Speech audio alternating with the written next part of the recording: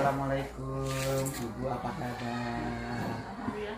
Semoga Ibu hari ini selalu bahagia dan sehat selalu ya Bu ya. Amin. Mohon maaf Ibu, saya Wahyu Konsultansi CGP Angkatan 6 berasal dari SMPN 1 Karanganyar, mendapatkan tugas modul 3.1 ya Bu, tentang kebijakan nilai pemimpin. Baik,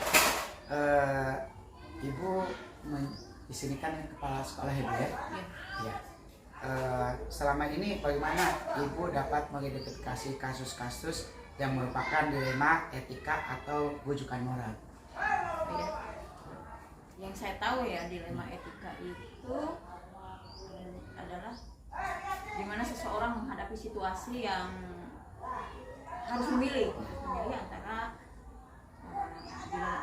ini ada dua dilema ya. Dilema etika dan dilema Bujukan moral. Nah, ya kalau dilema etika kita harus bisa memutuskan dari dua situasi yang pilihan keduanya adalah sama-sama benar gitu ya. Ya. Jadi justru lebih sulit daripada dilema bujukan moral.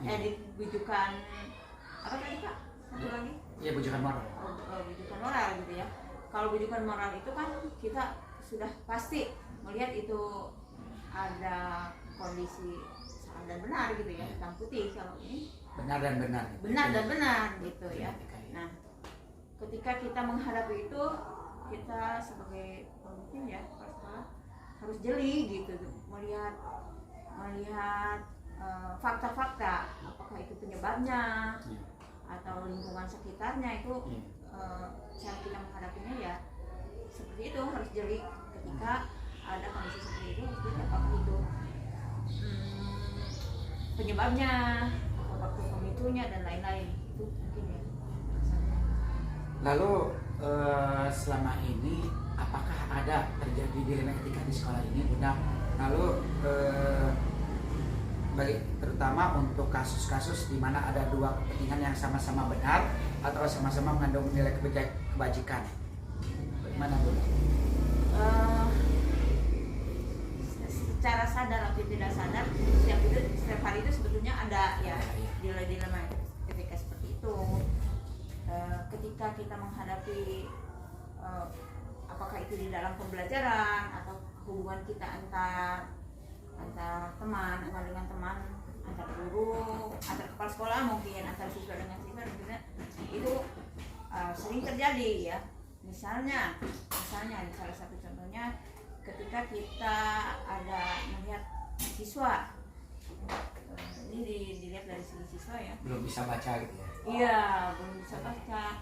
Kita harus memutuskan bagaimana ini caranya. Dengan cara ini bisa benar, misalnya dengan salah satu cara ini bisa benar, dengan salah satu cara ini bisa benar, tapi mana yang efektif itu harus kita putuskan bersama, dilihat dari fakta-fakta tadi Pak. Ya, gitu. Lalu selanjutnya Bu, langkah-langkah atau prosedur apa yang biasa Ibu lakukan selain untuk menghadapi dilema etika itu? Ya. Salah satu rentetannya biasanya seperti ini, kita cari kita cross check dulu ya kepada apakah itu kepada gurunya atau kepada teman-temannya, apa penyebabnya, kita kumpulkan fakta dulu Kak ya. Kemudian kita setelah mengumpulkan fakta, kita cross check kebenarannya gitu ya. Kemudian kita mencari solusi bagaimana cara menghadapi dilema seperti ini. Kemudian memutuskan salah satu solusi yang paling baik gitu ya, paling efektif gitu. Nah, kemudian setelah itu dalam jangka beberapa waktu, apakah pada saat itu juga bisa dilakukan refleksi ya, bagaimana apakah benar-benar keputusan ini merupakan suatu keputusan yang tepat gitu ya.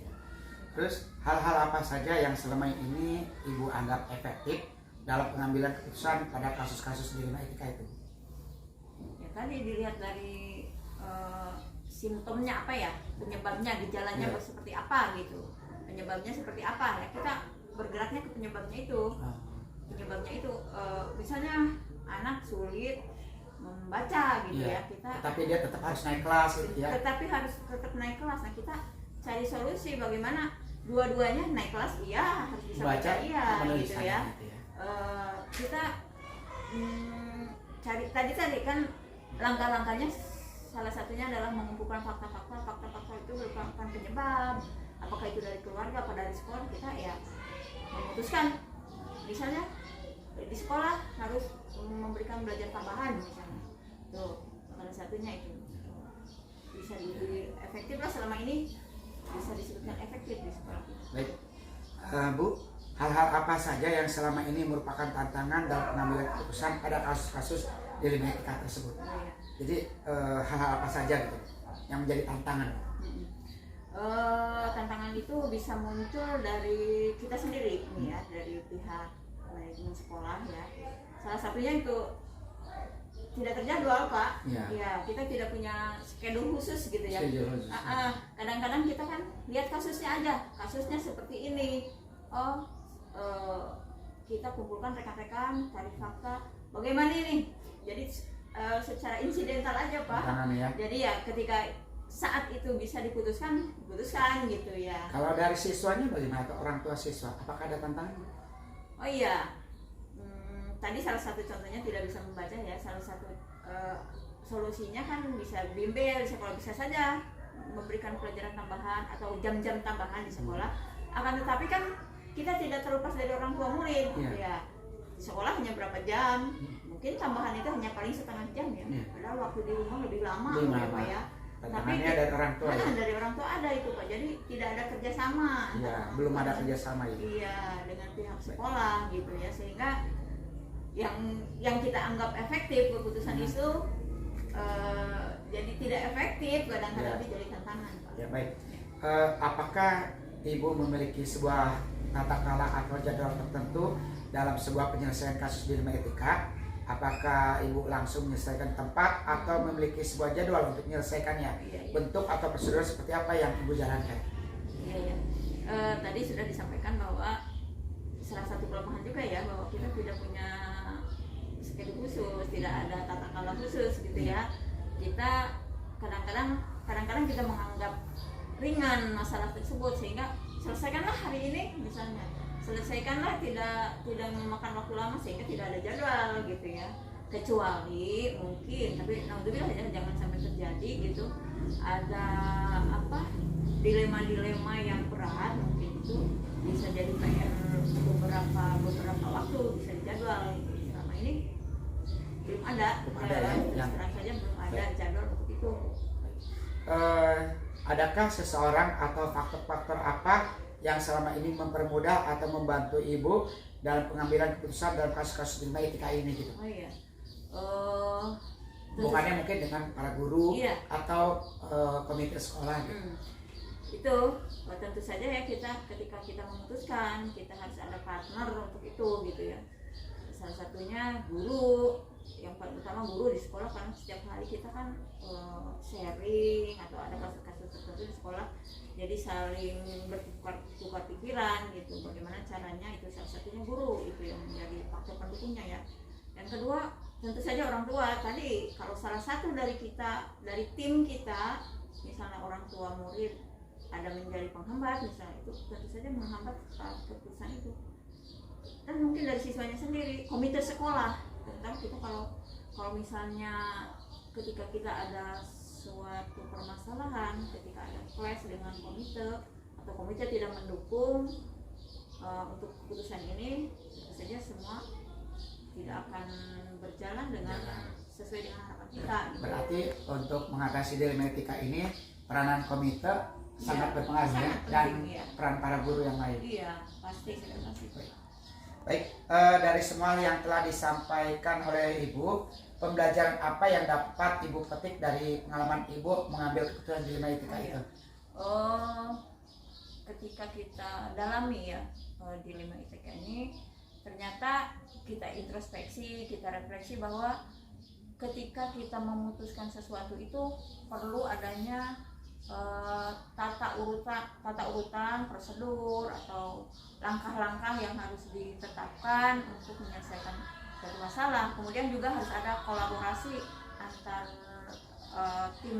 tim ya, teamwork ya gitu. Jaringan kerja kita, guru, kepala sekolah, orang tua murid, komite sekolah itu harus ada sinergitas gitu ya, sehingga keputusan itu hasil musyawarah kita bersama gitu. Mudah-mudahan keputusan dengan musyawarah bersama itu keputusan yang kita putuskan jadi putusan yang terbaik ya, putusan yang terbaik untuk ya, menghadapi dilema etika itu. Iya. Ya. Baik Ibu, dari saya cukup sekian. Oh iya. Doakan agar saya selalu diberi kemudahan pelajaran Amin. menyelesaikan calon guru penggerak angkatan 6 ini. Insya Allah. Ya. Terima kasih banyak Ibu, Ya. selalu Sukses sehat, selalu. panjang umur, Amin. bahagia selalu. Amin. Assalamualaikum warahmatullahi wabarakatuh. Waalaikumsalam. Assalamualaikum Bapak, apa kabarnya? Alhamdulillah, waalaikumsalam warahmatullahi wabarakatuh. Ya, terima kasih atas waktu luang yang Bapak berikan buat saya. Mohon maaf, izin waktunya Pak untuk melakukan wawancara Pak. Siap. Ya, berkenaan dengan kebijakan pimpinan melakukan suatu keputusan sesuai dengan nilai-nilai kebajikan Pak. Ya. Ya, yang dikaitkan dengan dilema etika maupun bujukan moral Pak. Ya. Kita langsung saja Pak pada pertanyaannya. Silakan Pak Wali. Selama ini bagaimana pendapat Bapak untuk mengidentifikasi kasus-kasus yang merupakan dilema etika atau bujukan moral Pak? Di saya sebagai pribadi untuk pelaksanaan mengidentifikasi pada pengambilan keputusan itu biasanya kita melihat permasalahan yang kita hadapi itu apa, kemudian bagaimana nanti hasil dari keputusan itu harus juga kita pertimbangkan permasalahannya yang kita lihat itu berkaitan dengan apa dia supaya bisa kita mendapat suatu kesimpulan dari permasalahan tersebut, mulai dari cari informasi, kemudian pengumpulan dari informasi yang relevan dengan permasalahan tersebut. Lalu bagaimana Bapak menjalankan pengambilan keputusan di sekolah yang Bapak pimpin, terutama untuk kasus-kasus di mana ada dua kepentingan yang sama-sama benar Pak, atau sama-sama mengandung nilai kebijakan Pak? Dalam menjalankan keputusan berarti Ya. kita sesuai dengan aturan yang ada. Nanti kita tetap saling berkoordinasi dengan rekan-rekan di sekolah, Ya. rekan-rekan terutama para wakasek dan guru-guru, sehingga nanti sesuai dengan apa yang sudah kita harapkan dan kita putuskan itu sesuai dengan apa yang terjadi dalam permasalahan tersebut. Lalu Pak, langkah-langkah atau prosedur seperti apa yang biasa Bapak lakukan selama ini Pak? Langkah-langkah prosedur terutama yang pertama itu adalah kita yang pertama tadi itu adalah mengidentifikasi permasalahan tersebut, kemudian kita cari informasi-informasi, kemudian kita laksanakan mungkin musyawarah ataupun diskusi dengan rekan-rekan terutama para wakasek dan guru-guru yang berkaitan dengan permasalahan tersebut. Kemudian juga kita baru mencari alternatif pemecahan masalahnya apa dan kita ambil suatu kesimpulan dalam pemecahan masalah tersebut. Lalu Pak, hal-hal apa saja yang selama ini Bapak anggap efektif dalam pengambilan keputusan pada kasus-kasus dilema etika Pak? Jadi hal-hal apa saja yang Bapak anggap efektif Pak dalam pengambilan keputusan? Hal yang paling efektif itu ya terutama dalam keputusan bersama, berarti kita harus melakukan diskusi dengan teman-teman, melaksanakan kegiatan-kegiatan sifatnya yang bisa mencapai hasil keputusan yang sesuai dengan apa yang kita harapkan, terutama dalam pelaksanaan yaitu tadi dalam pertemuan dengan apapun diskusi ataupun musyawarah dengan rekan-rekan dalam pelaksanaan pengambilan keputusan tersebut. Selanjutnya Pak, apakah ada tantangan Pak dalam pengambilan keputusan tersebut, terutama untuk kasus-kasus dilema etika Pak? Apa tantangannya Pak? Tantangan ya terutama dalam penyamaan persepsi ya, penyamaan persepsi dari semua rekan-rekan, tapi kita selalu mengacu pada aturan. kemudian juga kita sesuaikan dengan apa-apa yang ada dalam permasalahan tersebut, sehingga kita bisa memecahkan permasalahan itu dengan baik. Lalu selanjutnya Pak, apakah Bapak memiliki sebuah tata cara atau jadwal tertentu dalam sebuah penyelesaian kasus dilema etika Pak? Atau apakah Bapak langsung menyelesaikan kasus dilema tersebut Pak di tempat, atau memiliki sebuah jadwal untuk menyelesaikannya? Bentuk atau prosedur seperti apa yang Bapak jelaskan? Dalam dilema etika yang sering kita laksanakan itu, pengambilan keputusan itu ya kita laksanakan dengan tetap dalam koridor yang sesuai dengan aturan-aturan. Berarti kita Terjadwal ya kita laksanakan dalam waktu-waktu tertentu. Misalkan kalau memang benar itu tergantung dari permasalahannya, apakah itu harus kita laksanakan pada waktu itu juga, ataupun nanti jadwal yang sesuai dengan pelaksanaan kegiatan-kegiatan yang sifatnya briefing ataupun rapat-rapat dinas yang ada di satuan pendidikan. Apakah ada seseorang Pak atau faktor-faktor apa yang selama ini mempermudah atau membantu Bapak dalam mengambil keputusan dalam kasus-kasus dilema etika itu Pak? Iya, yang mempermudah ini pasti ada, terutama guru wali kelas, kemudian para wakasek dan guru-guru yang tahu dengan permasalahan tersebut. Dia yang pertama awal mungkin yang lebih mengetahui itu adalah wali kelas, kemudian ada juga guru BP yang bisa mencari solusi dari permasalahan tersebut. Lalu selanjutnya nih Pak, dari semua hal yang telah disampaikan, pembelajaran apa yang dapat Bapak petik dari pengalaman Bapak mengambil keputusan dilema etika Pak? Pembelajaran yang bisa diambil itu memang ya kita bisa mendapatkan suatu kebersamaan bagaimana kita bisa mencari suatu keputusan yang terbaik dari permasalahan tersebut, sehingga tidak merugikan baik dari pihak siswa maupun dari orang tua itu sendiri. Jadi pengambilan keputusan itu lebih bijaksana ya Pak Lebih ya? bijaksana, dan kita bersama-sama Lebih berkepentingannya pada murid ya Pak ya? pada kepentingan murid dan kepentingan orang tua. Baik, demikian Pak wawancara untuk tugas modul 3.1 ini. Saya ucapkan terima kasih, salam bahagia dan selamat selalu untuk Bapak. Terima kasih Pak. Mudah-mudahan juga Pak Wahyu lancar dan sukses dalam kegiatan pelaksanaan TGP ini dan sesuai dengan apa yang bisa diharapkan gitu. Amin. Terima kasih banyak Pak. Assalamualaikum warahmatullahi wabarakatuh. Waalaikumsalam.